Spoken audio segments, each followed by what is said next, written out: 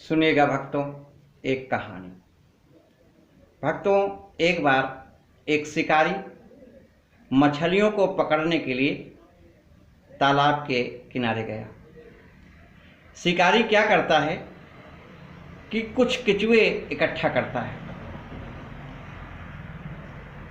और एक केंचुए को डगन में एक तागा बंधा होता है, उसमें एक लकड़ी की सलाई लगी होती है और भक्तों उस तागे में जो कांटा लगा होता है तो शिकारी ने कांटे में एक केंचुआ निकाल करके उसके पेट में कांटा लगा देता है और केंचुए का इतना मुंह रह जाता है। अब शिकारी क्या करता है कि डगन को वो तालाब में लगा देता है। अब केंचुआ जब पानी में जाता है तो भक्तों मछली को, जो मछलियां हैं, इनको पानी में दिखाई देता है। तो ये क्या करती हैं मछलियां? शिकार को पकड़ने के लिए ये इधर उधर भागती हैं। तो जब केंचुआ पानी में गया तो एक मछली उसके पास आई और देखा कि ये बहुत बढ़िया शिकार है।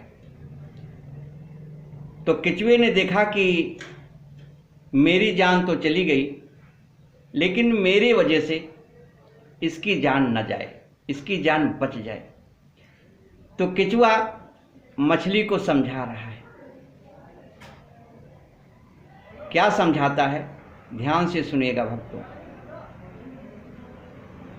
कि मैं मरा तेरे लिए, मैं मरा तेरे लिए और तू न मर मेरे लिए। अगर तू मरी मेरे लिए तो बाहर खड़ा तेरे लिए। केंचुआ कह रहा है कि यदि तू मुझको खाएगी, केंचुआ मछली से कहता है कि तू मुझको मत खाना, मेरे पेट में कांटा लगा हुआ है और यदि तू मुझको खाएगी तो तू मर जाएगी। लेकिन भक्तों केंचुए की बात मछली की समझ में नहीं आई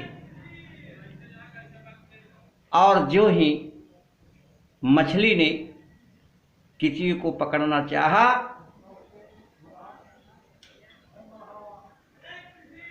और तुरंत केंचुए को पकड़ लिया, मुंह में रख लिया और जो ही मछली ने केंचुए को पकड़ा त्यों ही कांटा उसके मुंह में चुभ गया। तुरंत भक्तों शिकारी ने डगन को ऊपर खींच लिया और मछली उसके कांटे में फंस गई और केंचुए की बात यदि मछली मान लेती तो उसकी जान बच जाती। तो भक्तों यही दशा इस संसार की है। यानी इतने शास्त्र लिखे रखे हैं, किस लिए लिखे रखे हैं? कि आप पढ़ें, सुधरें, आप सुधरें, दूसरों को सुधारें। लेकिन कोई बात मानने वाला नहीं है और इस संसार में वो फंसता चला जाता है और अंत में भक्तों 84 लाख योनियों में चला ही जाता है। तो भक्तों इस कहानी का तात्पर्य यही है कि आप लोभ से बचें। दया, क्षमा, भक्ति, शील, प्रेम, ये 5 चीज़ें हैं जो आपको 84 से बचाती हैं और अच्छे कर्मों में लगाती हैं।